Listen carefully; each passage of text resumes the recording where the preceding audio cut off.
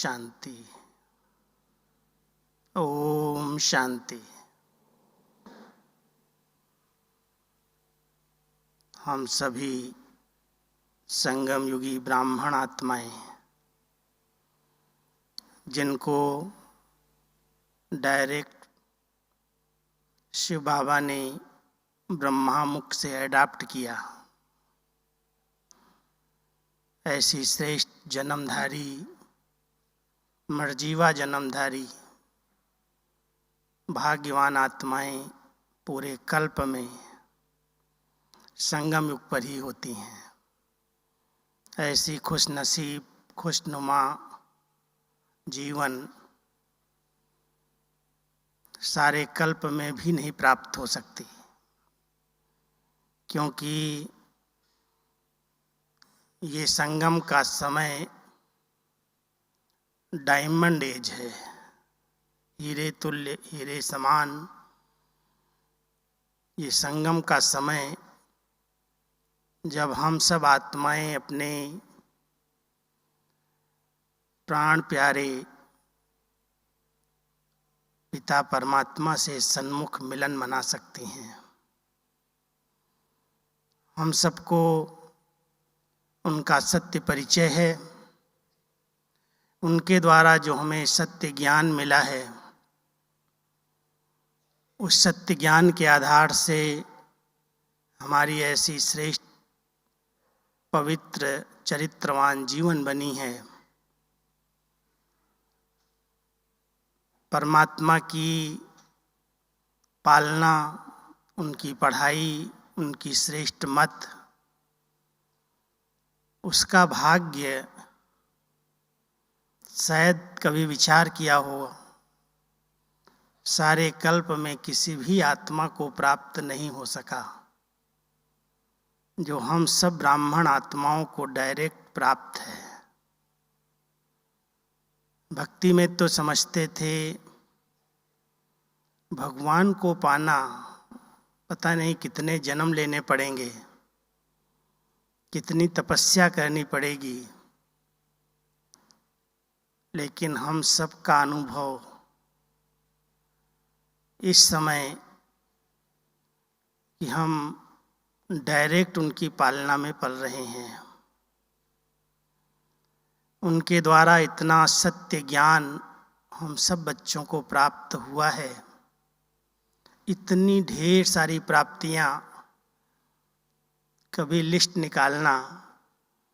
एक बार मैं दादी जी के पास बैठा था, तो दादी जी ने मुझसे कहा कि संगम युग पर कितनी प्राप्तियां हुई हैं, तुम एक लिस्ट बनाओ।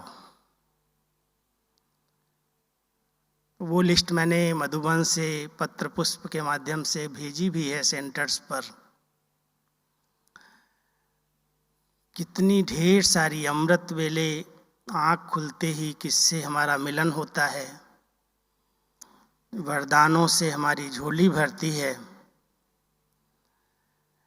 उसके बाद स्वयं सुप्रीम शिक्षक परमात्मा परम शिक्षक बनकर के हम सबको इतनी ऊंची नॉलेज, तीनों कालों की, तीनों लोकों की, आत्मा की, परमात्मा की, घर की, 84 जन्मों की, कर्मों की, कितनी स्पष्ट नॉलेज देते और अपने एक एक बच्चे को अपने समान मास्टर नॉलेज फुल बना देते।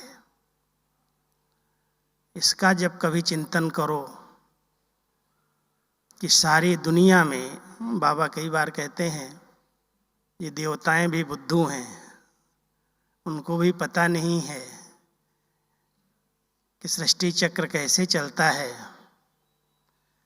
और आप संगम युगी ब्राह्मण बच्चे स्वदर्शन चक्रधारी, त्रिनेत्री, त्रिकालदर्शी, त्रिलोकीनाथ, कभी समान चिंतन में लाते होंगे। और केवल टाइटल नहीं दिया, केवल पॉइंट नहीं सुनाई, लेकिन उसका अनुभव भी कराया। एक है ज्ञान की पॉइंट को सुन लेना, नोट कर लेना, दूसरों को सुना देना, और एक है उसकी शक्ति का अनुभव करना। बहुत अच्छी एक रूह रियान हम सबकी आपस में होती थी कि ज्ञान एक लाइट है और हर ब्राह्मण आत्मा को लाइट मिली है, इसलिए अंधकार हो ही नहीं सकता। अंधकार में तो कितनी ठोकरें लगती हैं। हम सबके पास ज्ञान की टार्च है, ज्ञान की रोशनी है, लेकिन ज्ञान की रोशनी होते, प्रकाश होते, क्या ज्ञान शक्ति स्वरूप में अनुभव होता है? भाग्यवान आत्माएं वो हैं जिन्होंने केवल ज्ञान को पॉइंट के रूप में नोट नहीं लिया, लेकिन उनके जीवन में वो ज्ञान समाया हुआ है। कई बार हम दूसरों को तो ज्ञान बड़ा अच्छा, परिस्थितियां आई, कोई पेपर आया, कोई बात हुई, फटाफट ज्ञान की पॉइंट सुना देते हैं, और उसमें भी एक ज्ञान हम सबको इतना पक्का हो गया है, ये तो ड्रामा है, हर आत्मा का पार्ट है, जो करेगा वो पाएगा, अपने अपने हिसाब किताब हैं। लेकिन जब खुद के सामने ऐसी कोई परिस्थिति आती, ऐसा पेपर आता, तो फुल स्टॉप लगता है। ज्ञान बाबा ने इसीलिए दिया कि सेकंड में संकल्प स्टॉप हो जाए। अगर कोई आत्मा ज्ञानी हो करके भी क्वेश्चंस में, प्रश्नों में उलझती है, क्यों, क्या, कैसे, कब, प्रश्नों में उलझने वाली आत्मा कभी भी प्रसन्नता का अनुभव नहीं कर सकती। इतनी खुश नसीब जीवन, खुशनुमा जीवन का अनुभव नहीं हो पाता। इसलिए हम सभी बाबा के बच्चे पहले अपने भाग्य को अपने ही दिव्य नेत्र से देखें। संगम युग पर हमारे सर्व संबंध किसके साथ हैं? देहधारी संबंधों में तो हम सब जानते हैं, बाबा कई बार कहते हैं संबंध माना जहाँ से स्नेह और सहयोग मिले। वो संबंध जो सतयुग में थे, आधा कल्प जिन संबंधों से हम सब ने इतना सुख प्राप्त किया, खुशी प्राप्त की, कलयुग के अंदर वही संबंध बंधन बन गए। कई प्रकार के बंधनों में बंधी हुई आत्मा कभी खुशी का अनुभव नहीं कर सकती, खुश नसीबी का अनुभव नहीं कर सकती। कभी आपने नोट किया है कि मैं किन किन बंधनों में बंधा हुआ हूँ, या सब बंधन काट करके एकदम स्वतंत्र उड़ता पंछी बाबा की याद में बैठाया जाए कि बैठ जाओ, एक सेकंड में इस शरीर से आत्मा उड़ जाए, कोई भी रस्सी अपनी तरफ खींचे नहीं। शरीर के पुराने हिसाब किताब के बंधन हैं, संस्कारों के बंधन हैं, विकारी संस्कार, देह अभिमान वाले संस्कार खींचते हैं, संबंध खींचते हैं। सबसे बड़ा बंधन मन का ही बंधन है। हम सब अगर खुशनुमा जीवन का अनुभव करना चाहते हैं तो सबसे पहले ज्ञान और योग की शक्ति से बंधनों को काटना होगा। किसी भी प्रकार का बंधन खुशी का अनुभव करने नहीं देता। इतनी खुश नसीब जीवन बंधन में बंधी हुई हो तो खुशी कैसे रहेगी? इसलिए सबसे बड़ा भाग्य संबंधों का भाग्य, एक से सर्व संबंध। जिस संबंध की आवश्यकता है, सिर्फ उस संबंध में सच्चाई जरूरत है, सच्चाई की जरूरत है। सच्चे दिल से बाबा को हो तो बाबा हमारा बाप भी है, शिक्षक भी है, सतगुरु भी है, साजन का भी अनुभव कराता है, सखा का भी अनुभव कराता है, बच्चा भी बन जाता है। कभी सर्जन की जरूरत है तो सर्जन भी बन जाता है। हर संबंध से बाबा हमारा साथी साथ निभाता है। और कईयों को इसका बड़ा अच्छा अनुभव है। एक बार मैं एक सेंटर पर गया, अचानक गया था, बिना फोन किए। बोर्ड देखा, मेरी गाड़ी जा रही थी, तो मैंने कहा यहाँ सेंटर है? तो बोलते हाँ यहाँ सेंटर है। भाई जो चला रहे थे गाड़ी, कहा रोको थोड़ा मिल के आते, कौन है यहाँ। तो जब वहाँ गया तो एक अकेली बहन थी, सेंटर था, और वो बाबा को इतना प्यार से सर्व संबंधों से रोज पत्र लिखती थी, और इतना उसको विश्वास था कि जो कुछ मैं बाबा को कहती हूँ, बाबा मेरे दिल की बात सुनता है। तो जब मैं पहुंचा तो देख करके कहती, भाई साहब आप कैसे आए? हमने कहा ऐसे मैं जा रहा था तो बोर्ड देखा, तो हमने कहा बहन कौन है, मैं मिल के जाऊं। कहती आप अपने मन से नहीं आए हैं, मैंने ये देखो क्या लिखा है अभी बाबा को। उसने पत्र लिखा था बाबा के कमरे में बैठ करके, बाबा बहुत दिन हो गए, मधुबन की भंडारी भर गई है, मधुबन में कुछ भेजा ही नहीं है, आप कोई को भेज दो ये भंडारी ले जाए।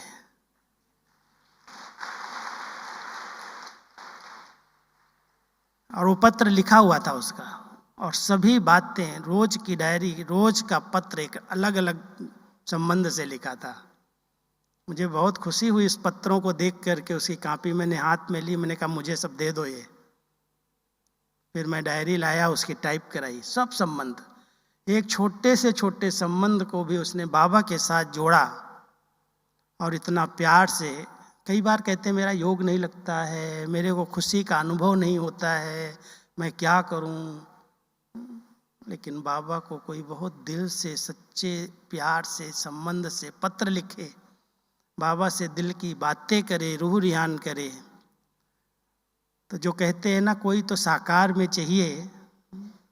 कई आत्माएं अभी तक भी बाबा को पहचान नहीं पाई हैं। वो जो है, जैसा है, जिस रूप में अपने बच्चों को संगम पर मिला है, बाबा तो कह देता है मैं बच्चों का सर्वेंट हूँ, ओबीडियंट हूँ, मैं बच्चों की सेवा के लिए संगम पर आया हूँ।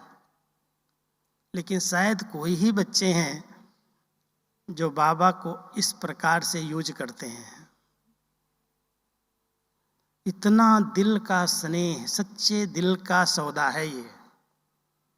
अगर सच्चाई है अंदर तो बाबा को और कुछ नहीं चाहिए। सच्चे दिल पर साहेब राजी, वो भोलानाथ है, बहुत जल्दी बच्चों पर प्रसन्न हो जाता है, खुश हो जाता है। इसलिए अगर इस खुश नसीबी का अनुभव करना है, सारे साथ छोड़ जाएंगे, सब संबंध दुख और धोखा दे सकते हैं, लेकिन बाबा हर बात में, हर परिस्थिति में, हर समय साथ निभाने के लिए संगम पर बंधा हुआ है। इससे बड़ा भाग्यवान कोई नहीं हो सकता है जिसके चारों ओर छतरी के रूप में बाबा रहता हो। है कोई ऐसा?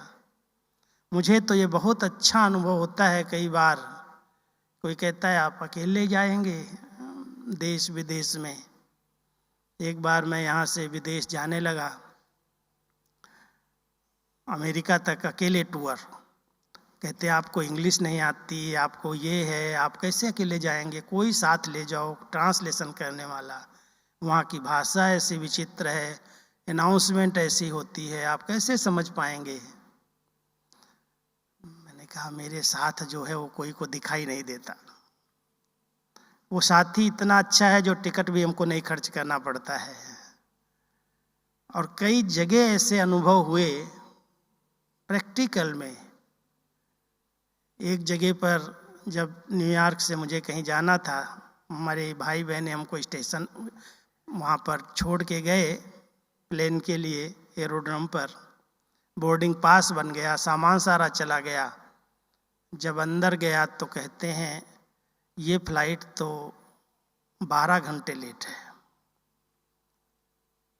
अब मैं बैठा हुआ, वो सब चले गए जो मेरे को छोड़ने आए थे, मैंने उनसे नंबर भी नहीं लिया था, सामान भी चला गया और मैं अकेले बैठा हूँ। ऐसे 12 घंटा यहाँ बैठना पड़ेगा, न मैं खाना लेके आया हूँ, न मैं कोई चीज़ है, न कुछ।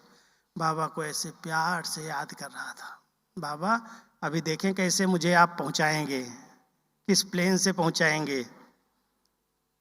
इतने अच्छे अनुभव हुए। 10-15 मिनट के बाद ही सामने जहाँ जाता था उसका फ़ोन आया, और मेरे पास नहीं आया, वहाँ के अधिकारियों के पास आया कि एक भाई सफ़ेद ड्रेस में वहाँ बैठा होगा, ये नाम है उसका बोर्डिंग पास बन गया है शायद, उससे मेरी बात करा दो।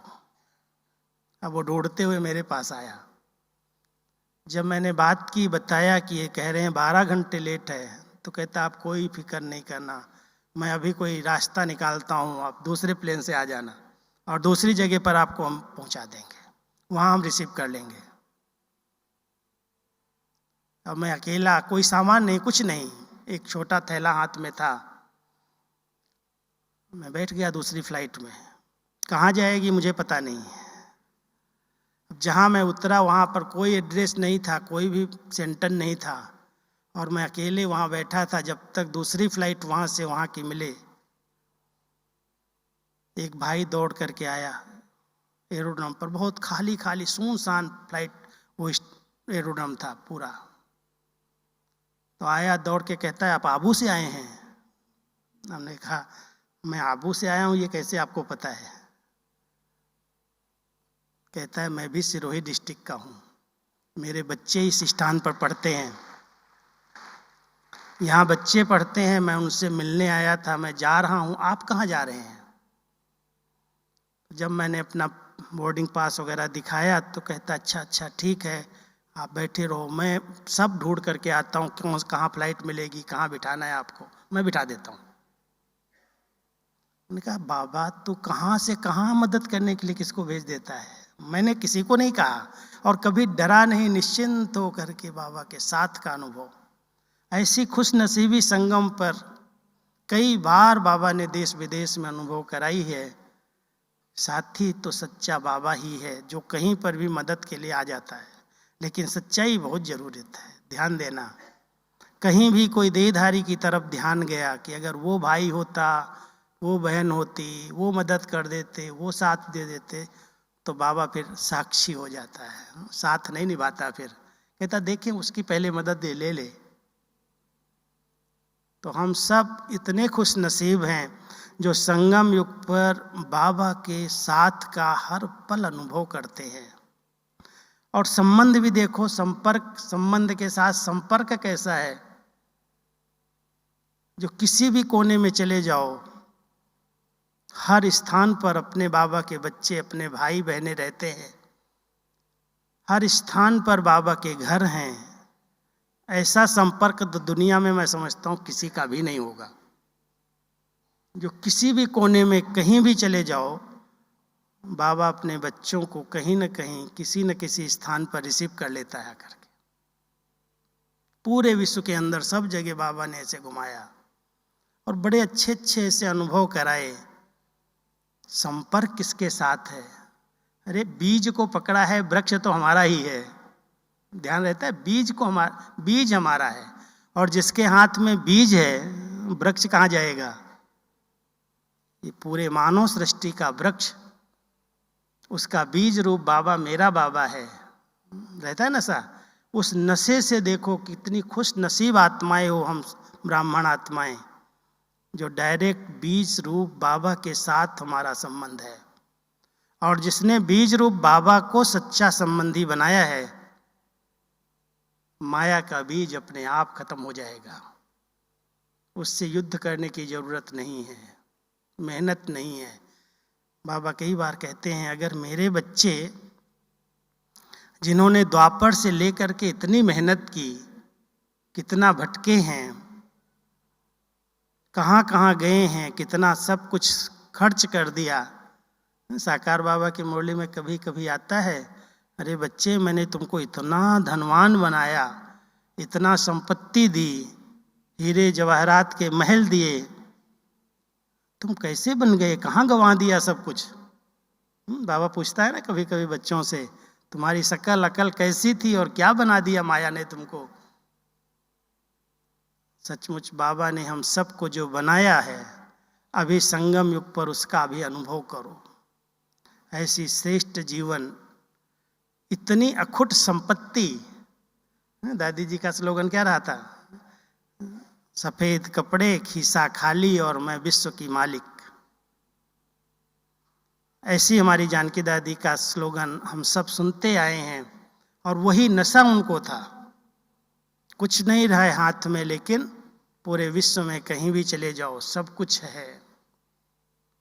मैं जब जाने लगा तो हमारे रमेश भाई जी यहाँ मधुबन में थे, तो कहते हैं पता है आपको, अगर आपके हाथ में, आपके पासपोर्ट में डॉलर नहीं होंगे तो आपको सिटी के अंदर घुसने नहीं देंगे। तो हमने कहा ठीक है भाई साहब, हम तो डॉलर रखते नहीं, आप दे दो हमको।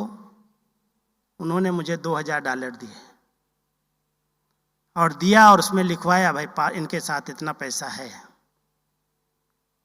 मैं वो पैसा लेकर के डॉलर लेके गया। शायद एक स्थान पर मुझे वो ट्राली का $3 देना पड़ा, और उसकी जगह पर कितना सारा साथ में और आ गया। कोई खर्चा नहीं, सब जगह बाबा के बच्चे हैं, रिसीव करते हैं, ले जाते हैं, बिठाते हैं, खिलाते हैं, घुमाते हैं। इतना सुंदर परिवार, निस्वार्थ भाव, कोई हमारा स्वार्थ नहीं, कोई लेना देना नहीं, हम उनको क्या दे रहे हैं।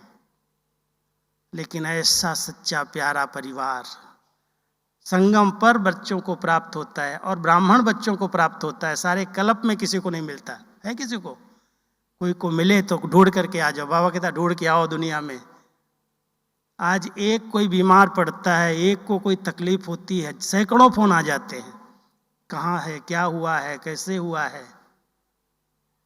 इतना पूछने वाले, इतना ध्यान रखने वाले, हर बात में साथ देने वाले, सहयोग देने वाले, निस्वार्थ परिवार। क्या स्वार्थ है किसी का, क्या लेना देना है हमारा। लेकिन बाबा कहता है संगम पर वही बच्चे आपस में मिले हो। कौन मिले हो? जो सारे कल्प में कहीं न कहीं किसी न किसी संबंध में आए हो। ये परिवार कौन सा है? आप सब क्यों यहाँ इकट्ठे हुए हो? जरूर सतयुग से लेकर के पूरे कल्प में कहीं न कहीं हमारे संबंध रहे हैं। वो ज्ञान नहीं होगा, वो समझ नहीं होगी उस समय कि हम एक परिवार के, एक ईश्वरीय परिवार के बने थे। तब इतना बड़ा दैवी परिवार पूरे कल्प में साथ रहा है। कहीं न कहीं किसी न रूप में, किसी न किसी रूप में हम साथी बन करके रहे हैं। लेकिन कई ब्राह्मण आत्माएं इस नशे को, इस खुशी को अनुभव नहीं कर पाती, इस खुश नसीब जीवन का अनुभव नहीं कर पाती। आप सब ध्यान देना इस पर। जब तक खुशी का अनुभव नहीं है तब तक योग नहीं लगेगा। मैं हमेशा कहता हूं, योग के 3 आधार हैं। एक बहुत हल्कापन, बहुत हल्का, किसी भी प्रकार का बोझ लेने वाला योगी नहीं बन सकता। किसी भी प्रकार का बोझ हो, चाहे संबंधों का हो, चाहे संस्कारों का हो, चाहे जवाबदारियों का हो। लौकिक अलौकिक जवाबदारियां बहुत सारी हैं, बेचारा बोझ के नीचे दबा हुआ है। योगियों का आसन क्या है? योगियों का आसन कमल आसन है, कमल का फूल है। अब फूल पर कोई योगी बैठ करके आसन लगा के योग करेगा क्या? ये न्यारे प्यारे की निशानी है, निर्लिप्त भाव की निशानी है कि परिवार में रहो, समाज में रहो, सबके बीच में रहो, लेकिन पानी की छींटे न लगें, विकारों के छींटे न लगें। ऐसा सुंदर बाबा ने हमें तपस्वी जीवन दी है, जो हम बहुत डबल लाइट हल्के होकर के बाबा को याद करते हैं। देखना, अगर कोई बोझ हो ना किसी के ऊपर, हमारी माताएं, बोझ होता है ना बच्चों का, परिवार का, अगर कोई हो तो यहाँ पर बाबा के आगे बैठ करके पत्र लिखना, बाबा ये बोझ आप ले लो। बाबा बोझ लेने के लिए आया है, उतारने के लिए आया है, इसलिए बिल्कुल हल्के हो जाओ। देखो उड़ने लगोगे, अपने आप। वो कहते हैं वो योगी कई होते थे जो बैठे बैठे ऐसे ऊपर उठ जाते थे। हम कहते हैं शरीर से ऊपर उठने की बात नहीं है, बुद्धि से हम ऊपर उठ जाते हैं, इस संसार से हम पार चले जाते हैं। लेकिन पार तो वही जा सकते हैं जिसके ऊपर कोई भी चिंतन, व्यर्थ चिंतन का बोझ नहीं है, कोई हिसाब किताब का बोझ नहीं है। बहुत हल्के बन जाओ। दूसरा, जितना आंतरिक नशा है, खुशी है, उतना योग सहज है। अगर खुशी नहीं है, बैठते रहो सूखे सन्यासी जैसे, कोई आनंद ही नहीं आ रहा है, बैठे हैं, चेहरे पर भी रौनक नहीं आती, थोड़ी देर बाबा बाबा करते हैं फिर सोने लगते हैं। इसलिए ध्यान देना, खुशी के संकल्प करो, प्राप्तियों को याद करो। भगवान मिला, उसने इतना अच्छा जीवन दिया, इतनी ऊंची प्राप्तियां कराई, उस नशे में, उस खुशी में बैठ करके बाबा कहो और बाबा की गोद में चले जाओ। तीसरी है दुआएं। हर ब्राह्मण आत्मा को ध्यान रखना है, अगर जरा भी कोई आत्मा मुझे सूक्ष्म रूप में भी बद्दुआ दे रही है, खुशी नहीं रहेगी, खुशी को छीन ले जाएगा। इसलिए सब बहुत ध्यान देना। ये शब्द तो भक्ति का है, आशीर्वाद, दुआएं। बाबा कई बार कहता मैं नहीं करता हूं, लेकिन उसकी दुआओं के बिना मेरा बेड़ा पार नहीं होगा। सबसे पहले माँ बाप की दुआएं मिले। कहते हैं ले लो दुआएं मात पिता की, माँ बाप की तो सिर से उतर जाएगी गठरी पाप की। लेते हो सभी दुआएं? मात पिता की, शिव बाबा की, ब्रह्मा बाबा की, ज्ञान सूर्य बाबा की, ज्ञान चंद्रमा माँ की दुआएं मिले। बस बाबा मैं आपका सपूत बच्चा बन के रहूं, मैं आपका आज्ञाकारी बच्चा बन के रहूं। जरा भी किसी ने श्रीमत में मनमत मिक्स कर दी, उसको बाबा की दुआएं नहीं मिलेंगी। अगर बाबा की दुआएं लेनी है तो श्रीमत सिर माथे, जी बाबा, हाँ जी बाबा। हमारी माँ ने, मम्मा ने इसी तरह से बाबा की दुआएं लेकर के नंबर 1 ले लिया। दादियों ने ऐसे ही बाबा की दिल को जीत लिया, सिर्फ हाँ जी, कभी क्वेश्चन नहीं किया। तो हम सब माता पिता की दुआएं लें, अपने निमित्त जो बड़े हैं, जिन्होंने हमें इतना योग्य योगी बनाया है, जिन्होंने हमें हमारे में इतना विश्वास रखा है, ऐसे निमित्त आत्माओं की दुआएं लें,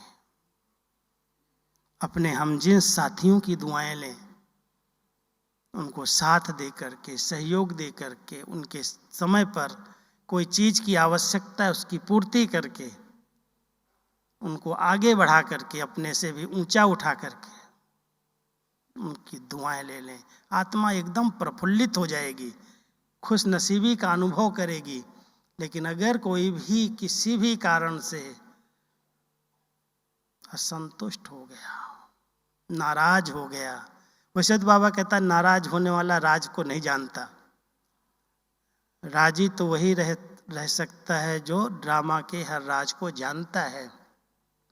लेकिन मेरी किसी एक्टिविटी के कारण कोई नाराज हो गया, अपसेट हो गया, वो बद्दुआएं देगा। इसलिए अगर सचमुच खुश नसीबी का अनुभव करना, खुशनुमा जीवन बनानी है, तो बाबा कहता है बच्चे संतुष्ट रहो, संतुष्ट करो। संतुष्टता सबसे बड़ा गुण है। संतुष्ट आत्माएं किसी से भेंट नहीं करती, ईर्ष्या नहीं करती। संतुष्टता ये नहीं है कि मैं खाली हूं और कहूं मैं संतुष्ट हूं। मैं हर शक्ति से, हर गुण से, हर नियम मर्यादा में एक्यूरेट चलते हुए भरपूर हूं, तृप्त हूं, तब संतुष्ट हूं। और मैं संतुष्ट हूं तो मेरे साथ जो संपर्क संबंध में आए वो संतुष्ट रहे, संतुष्ट हो जाए, उसकी दुआएं मिल जाएंगी। और ऐसी दुआ लेने वाली खुश नसीब आत्मा बाबा के साथ का बहुत अच्छा अनुभव करती है। योग लगाने के उसको कोई मेहनत नहीं करनी पड़ती। आप सब अपनी अखुट संपत्ति को देखो। 2 बातें आती हैं, कहते हैं सदा खुश नसीबी का अनुभव वो कर सकते हैं जिनको अच्छी खुराक मिलती है, जिनके पास अखुट खजाना है। खुशी एक ऐसी खुराक है, कहते खुशी की खुराक खा लो आत्मा तंदुरुस्त रहेगी। वो खुराक कितनी भी खाओ लेकिन खुशी न हो तो वो शक्तिशाली बनाएगी नहीं। इसलिए खुशी खुराक है और खुशी एक बहुत बड़ा खजाना है। बाबा ने हम सबको खुशी का इतना खजाना दिया है, चिंतन करो कितने खजाने मिले हैं। ब्राह्मण आत्माओं जैसा संपत्तिवान कोई नहीं। अब लोग ये तो नहीं सोच रहे हो कि ये तो सब बातें बता रहे हैं। मैं कभी कभी सोचता हूँ कोई कोई ब्राह्मण ये समझते हैं शायद ये बातें ही हैं, लेकिन जिसके पास सबसे बड़े से बड़ा खजाना ज्ञान का है, उसके पास स्थूल में भी कोई कमी नहीं है, सब कुछ पर भरपूर है। हर प्राप्ति से वो आत्मा संपन्न अनुभव करती है। आज हमको बाबा ने ज्ञान का खजाना दिया, इतने गुणवान बनाया, गुणों का खजाना दिया, इतनी शक्तियां दी, शक्तियों का खजाना दिया। जिस शक्ति की जब जरूरत है आवाहन करो, आ जाए। कई बार ऐसे होता है, योद्धा युद्ध के मैदान में होता है, शस्त्र सब साथ होते हैं, लेकिन दुश्मन जब सामने आता है तो शस्त्र भूल जाते हैं साथ। कईयों के पास सब शक्तियां हैं, जमा की हैं योग में, ज्ञान से, पढ़ाई से, लेकिन जब माया परिस्थितियां आती हैं तो किस शस्त्र को यूज करना है, किस शक्ति का आह्वान करना है, उसको बुलाते रहते हो, आती नहीं है, भूल जाती, स्मृति में नहीं रहती। इसलिए कई बार बाबा कहता है बच्चे बीच बीच में अपने शस्त्रों को चेक करते रहो, मालिश करते रहो, सफाई करते रहो, है मेरे पास या नहीं है। अगर योग से मुझे 8 शक्तियां प्राप्त हो रही हैं तो क्या वो समय पर मेरे साथ हैं? अभी सहन करने की शक्ति चाहिए, कभी सामना करने की शक्ति चाहिए, कभी समाने की शक्ति चाहिए, कभी समेटने की शक्ति चाहिए, और सबसे बड़ी शक्ति तो समय अनुसार परखने की चाहिए। अगर आपने परख नहीं पाया तो कहाँ कौन धोखा देके चला जाएगा पता ही नहीं है। परखना, निर्णय कर लेना, तुरंत निर्णय करके फैसला करके वो कर लेना। संगम के इस समय पर जहां पर भी बुद्धि के विस्तार हैं, बाबा कहता है बच्चे जब कहीं भी जाना होता है तो विस्तार को समेट लिया जाता है।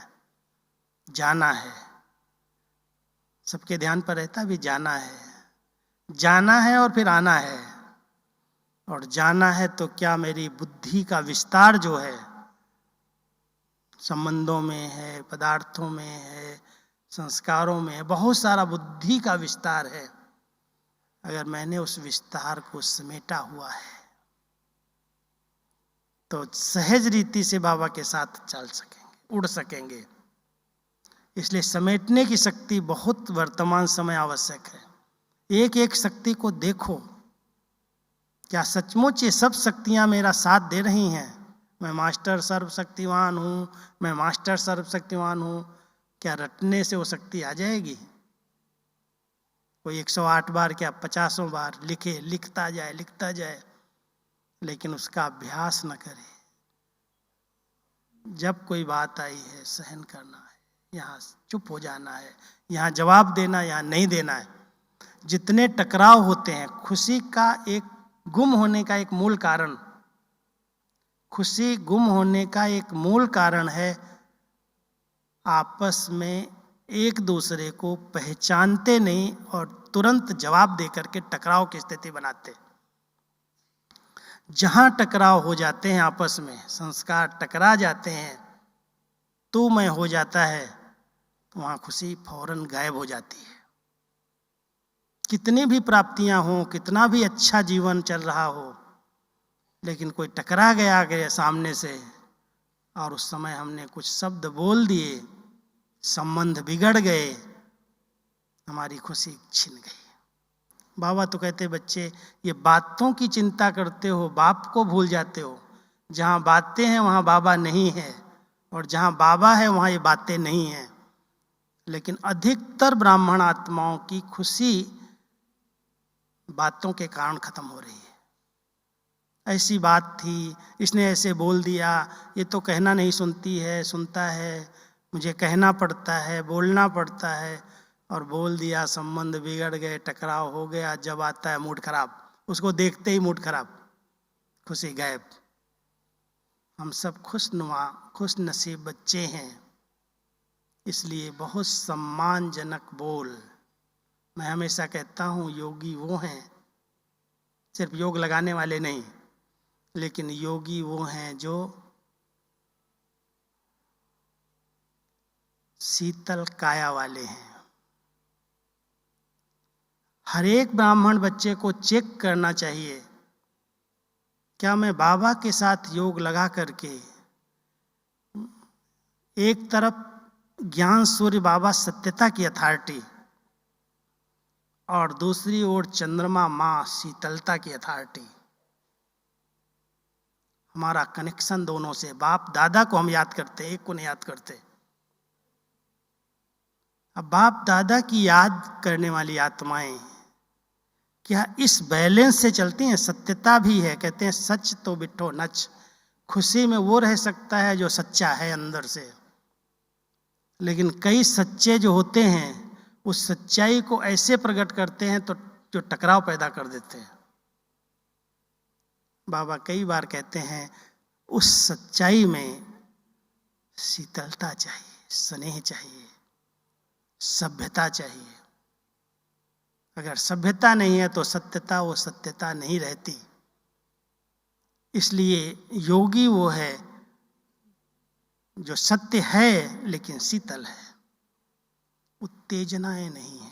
मैं सच्चा हूं इसलिए मुझे तो सहन नहीं होता, ये गलत करता है, ये झूठ बोलता है, ये ऐसे करता है, ये मर्यादा का उल्लंघन करता। कई लोग ऐसे सोच सोच करके सत्यता होते हुए भी असत्य हो जाते, झूठे हो जाते। कोई उनको मानता ही नहीं, उनकी सुनता ही नहीं, फिर डिस्टर्ब होते हैं, फिर कभी खुशी का अनुभव नहीं कर पाते। इसलिए ध्यान देना, योगी वो है जिसके हर अंग शीतल हैं, किसी भी प्रकार की उत्तेजना नहीं है, जिसका स्वभाव बहुत सरल है, जिसकी वाणी में सम्मान है, दूसरों को सम्मान देने की भावनाएं हैं, जिसके व्यवहार में मधुरता है, जिसकी स्थिति बहुत निश्चिंत बेफिक्र बादशाह वाली है। अगर चिंताएं लगी हुई हैं तो योग क्या कर रहे हैं, किसके साथ कर रहे हैं? निश्चय है ना, किसके साथ हमारा कनेक्शन है? कोई देहधारी के साथ नहीं है, कोई मनुष्य आत्मा के साथ नहीं है, डायरेक्ट परमात्मा के साथ। हम सबको डायरेक्ट लाइन बाबा ने दी है। कितनी वंडरफुल बात है ये, रहता ना सा, डायरेक्ट लाइन है। किसी ने कहा नहीं है कि तुम इस दीदी के थ्रू बाबा के पास जाओ, इस भाई ने तुमको कोर्स कराया, इसको याद करके फिर उसको याद करो, इसकी मूर्ति बना करके रख लो सामने। भले ब्रह्मा बाबा का फोटो सबके साथ रहता है सामने, फिर भी ब्रह्मा बाबा कहता बच्चे मुझे नहीं याद करो, लेकिन जैसे मैं बैठा हूं तपस्या में ऐसे फॉलो करो। याद से बाबा को ही करो, फॉलो करो इसको। तो हम सब बाबा के बच्चे, जिसका डायरेक्ट कनेक्शन है बाबा के साथ, वो कितने खुश नसीब हैं। कहीं भी बैठ जाओ, आज किसी भी कोने में थे, सबको 8 महीने 6 महीने सेंटर पर आने की मना थी। भैया आप लॉकडाउन के अंदर अपने अपने घरों में मुरली सुनो, योग करो। लेकिन जो सच्चे बच्चे थे वो बहुत अच्छी तरह से घरों में रह करके हर घर को उन्होंने पाठशाला बना दी। हर घर पाठशाला बन गए थे। पहले सोचते थे घर घर में कैसे केंद्र खुलेंगे, हर घर में केंद्र बन गए, और सब ने डायरेक्ट बाबा के साथ मिलन मनाया, योग किया, शक्तियां ली। कोई कोई अलबेले होंगे। मैंने तो इस बारी एक प्राइज रखी थी। मैंने कहा जिन्होंने इस लॉकडाउन के अंदर 7-8 महीने में एक दिन भी अमृत वेला मिस नहीं किया है, और एक दिन भी मुरली नहीं मिस की, और विधि पूर्वक की है, ऐसे नहीं बिस्तर पर पड़े हुए हैं और उठ करके सुन रहे हैं, ऑनलाइन। कई लोग ऐसे थे। कभी कभी मैं ऑनलाइन क्लास कराता था, मुरली सुनाता था, मैं देखता था ये तो बिस्तर पर ही बैठे हुए हैं, रजाई ओढ़ के बैठे हुए हैं, ये क्या स्टूडेंट लाइफ है क्या? ऐसे अमृत वेला किया हो, ऐसे योग किया हो, उनको नहीं। लेकिन जो जैसे स्टूडेंट लाइफ में आप सेंटर पर आते हैं, ऐसे ही अगर किसी ने घरों में बैठ कर के विधि पूर्वक योग किया है, विधि पूर्वक मुरली सुनी है, विधि पूर्वक बाबा को भोग लगाया है, ऐसे बच्चों को तो जरूर प्राइज देनी चाहिए, टीचर्स को। क्योंकि उन्होंने बाबा को डायरेक्ट अपना सर्व संबंधी बनाया है, डायरेक्ट कनेक्शन जोड़ के रखा है। तो इस समय कितनी खुशनसीबी की बातें सुनाऊं, लेकिन खुशी गायब क्यों होती है? खुशी गायब होती हो तो सब जानते हो जाती है। चलते चलते माया कहीं ना कहीं ऐसा धोखा देती है जो खुशी को ही छीन ले जाती। बाबा तो कई बार मुरली में जब कहते हैं, बच्चे हिमालय जितनी बड़ी बात भी आ जाए, इतना बड़ा भी पेपर आ जाए सामने, तभी भी आपकी खुशी गायब नहीं होनी चाहिए। अरे बच्चे, शरीर ही छूटेगा ना, दूसरा नया मिल जाएगा।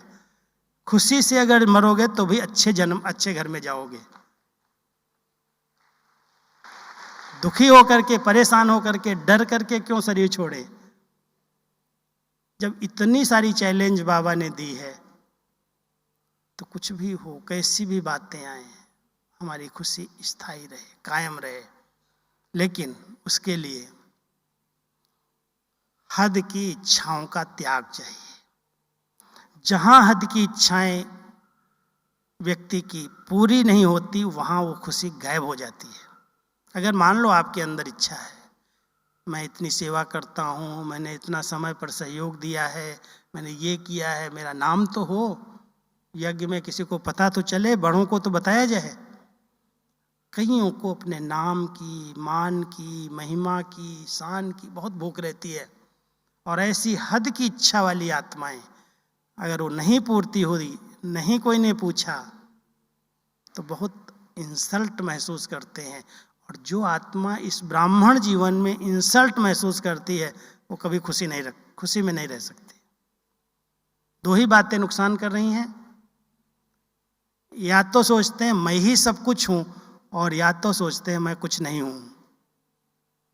समझ रहे हैं दोनों बातें?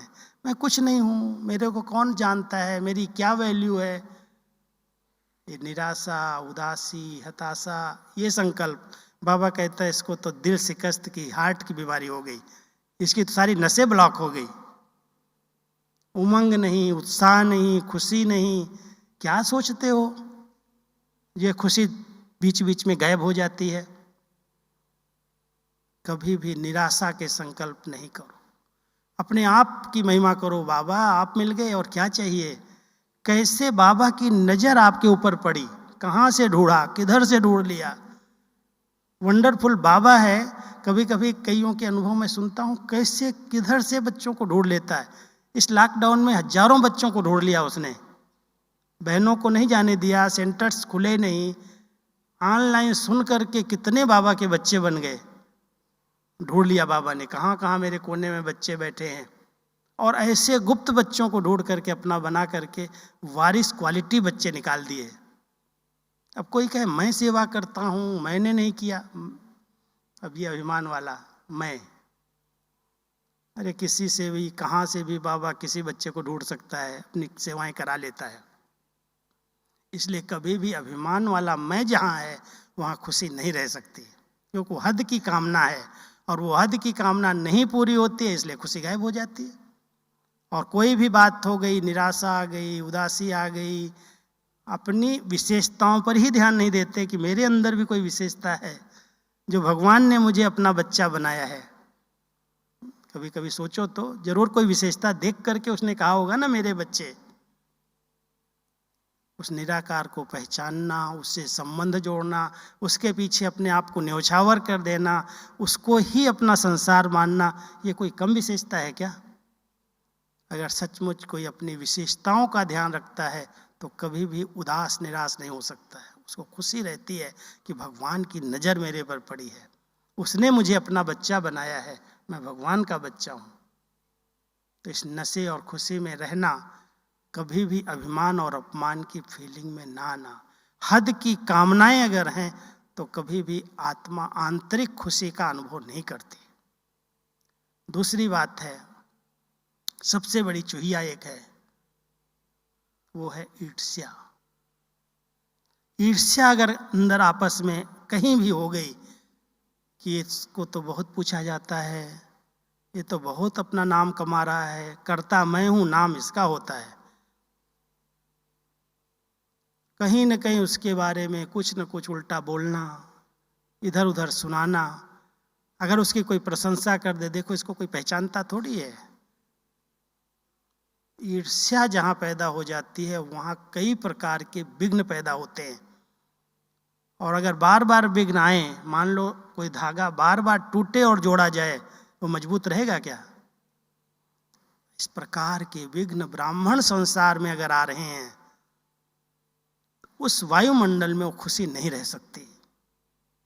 इसलिए हर एक ब्राह्मण आत्मा को अपनी प्राप्तियों से अपने आप को खुश रखना है। बाबा आपने मुझे बहुत कुछ दिया है, जो मुझे दिया है वो कोई को संसार में नहीं दिया, मैं भेंट क्यों करूं, इसके पास इतना है। मुझे जो योग्यताएं दी हैं बाबा आपकी प्रभु देन मुझे प्राप्त हुई है, मैं उस पर चिंतन करूं, उस नशे खुशी में रहूं। मैं किसी से भेंट करके उसकी खुशी को छीन करके कहाँ खुश रह सकता हूं। इसलिए ईर्ष्या, द्वेष, नफरत, घृणा, ये सब खुशी गायब करने के कारण बनते हैं। बाबा इनसे बच्चों कहता, बच्चे उपराम हो जाओ, न्यारे हो जाओ। साथ साथ जो टकराव की स्थिति बताई, कहीं पर भी अगर हमारे शब्दों के आधार से, बोल के कारण, हमारे किसी एक संस्कार के कारण संगठन में टकराव की स्थिति पैदा होती है, जहां टकराव होते हैं वहां पर खुशी गायब हो जाती है, नहीं रह सकती।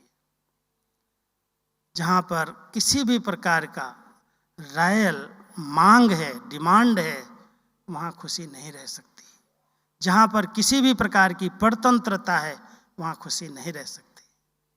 आप सब चिंतन करें, अगर हमने ज्ञान के एक एक रहस्य को नहीं समझा, राज को नहीं समझा, तो हम खुश नहीं रह सकते। अगर हमारे मन में अनेक प्रकार के प्रश्न उठते रहते हैं, क्यों हुआ, कैसे हुआ, ऐसा कैसे हो रहा है, तो हम खुश नहीं रह सकते। अब खुश रहने के लिए अपने स्वमान में रहो, अपनी घोड़ तो नशा चढ़े, सच्चे रहो, बहुत सच्चे। बाबा की हम सच्चे बच्चे हैं।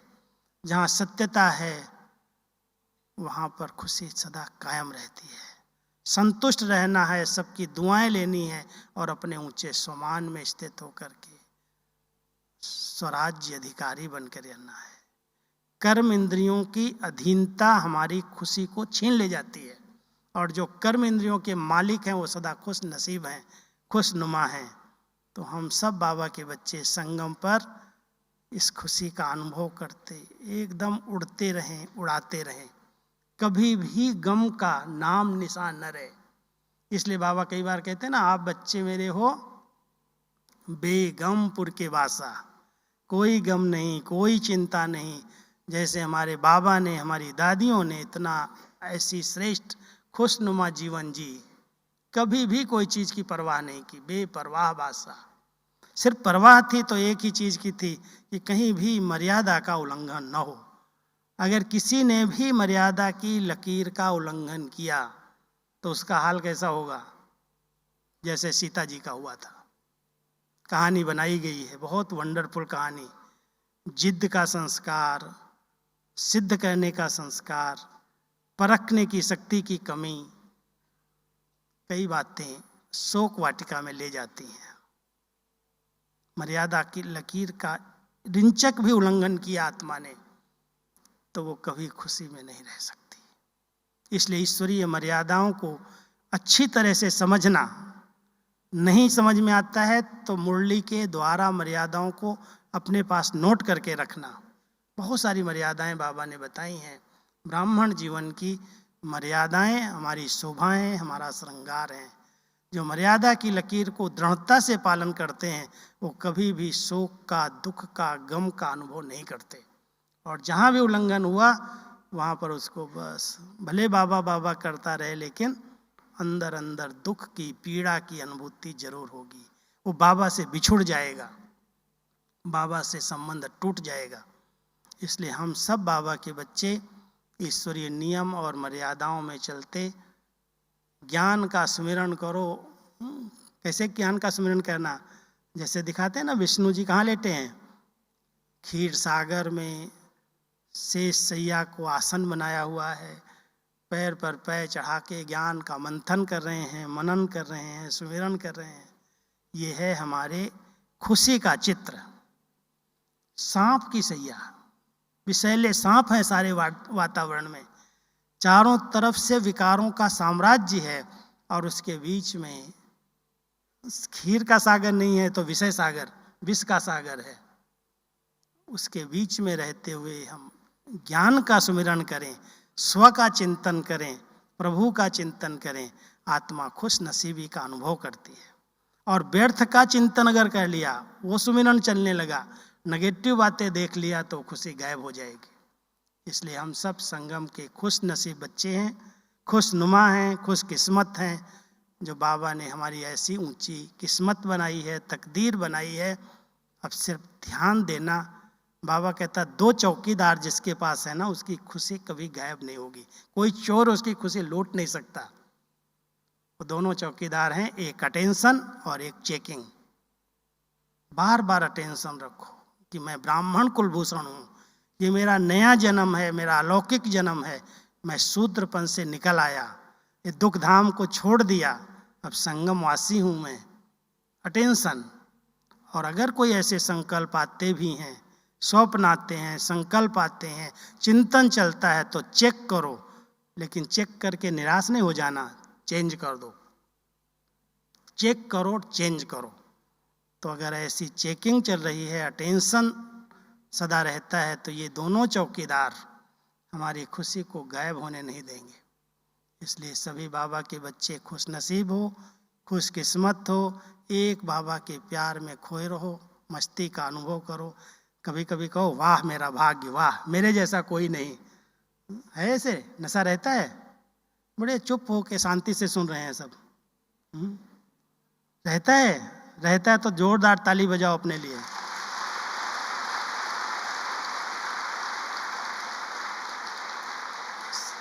संगम युगी ब्राह्मणों जैसा भाग्यवान और कोई नहीं, पूरे कल्प में नहीं है। ये स्वर्णिम युग नहीं है, ये डायमंड युग है। देवताओं को भी तो भगवान का साथ कहाँ मिलेगा? देवताओं को भगवान का साथ ही नहीं है, ज्ञान ही नहीं है, भले सोने चांदी के महलों में रहें जाके, इतना अच्छा परिवार नहीं मिलेगा, बाबा नहीं मिलेगा। देवता बनेंगे ठीक है, दिव्य गुण होंगे, सतयुग की सृष्टि होगी, लेकिन संगम जैसा भाग्य तो पूरे कल्प में किसी को न मिला है, न मिलेगा। तो इस नशे और खुशी में रह के चलो बाबा के प्यार में खो जाओ। 7 बजे तक योग करेंगे ना। अभी हम सब आधा घंटे के लिए उस खुश नसीबी के अंदर बहुत नशे और खुशी के संकल्प करो। ये सारा डायमंड हाल ऐसे लगे जैसे फरिश्तों का हाल है, और बाबा एकदम अपने बच्चों को खुशी की खुराक और सर्व शक्तियों का खजाना दे रहा है।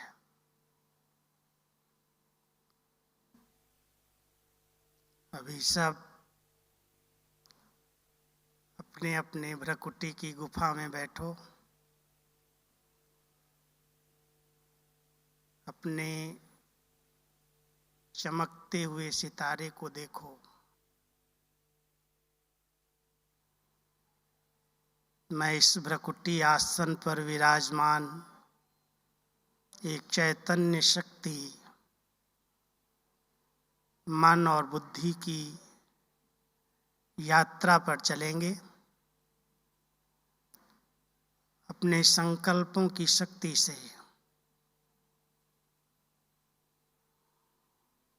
इस साकार जगत को भूलते हुए बाबा के साथ अव्यक्त वतन में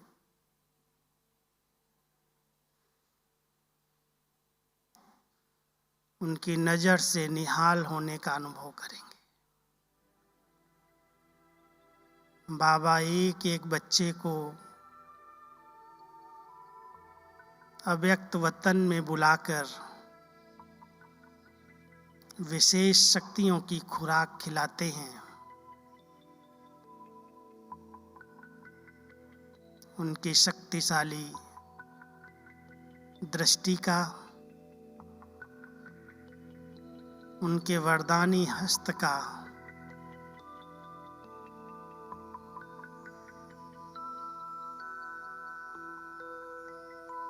अनुभव करते हुए डबल लाइट फरिश्ता बनकर अव्यक्त वतन की सैर करो।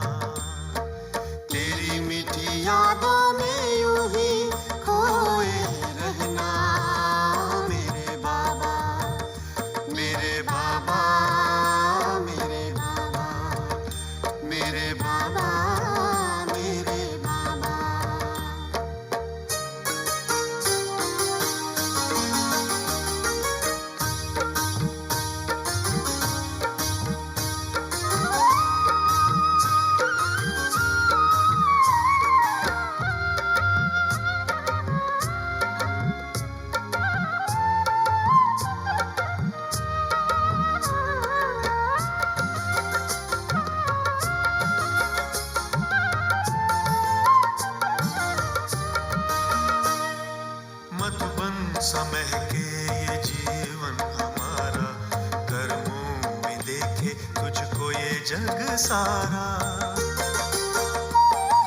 मधुबन समय के ये जीवन हमारा, कर्मों में देखे तुझको ये जग सारा, तुझको ये जग सारा।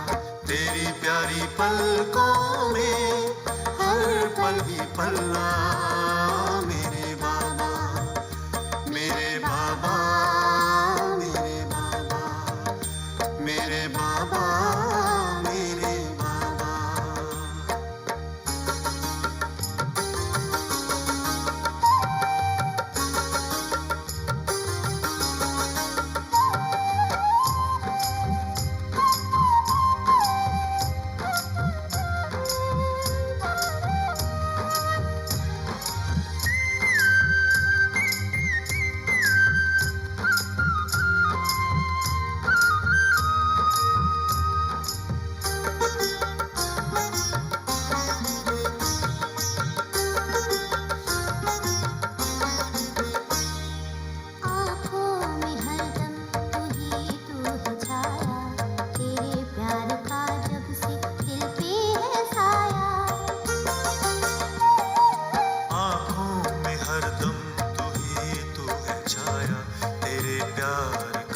से दिल पे है साया, दिल पे है साया।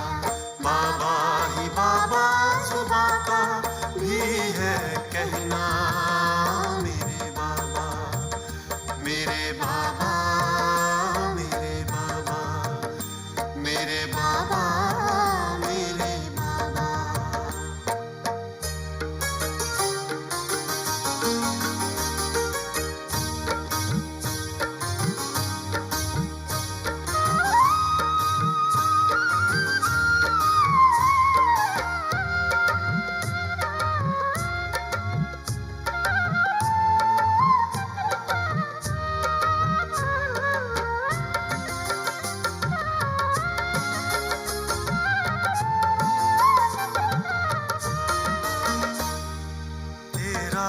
वतन ये मन को लुभाए, यहाँ की नशे कोई अब दिल को भाए।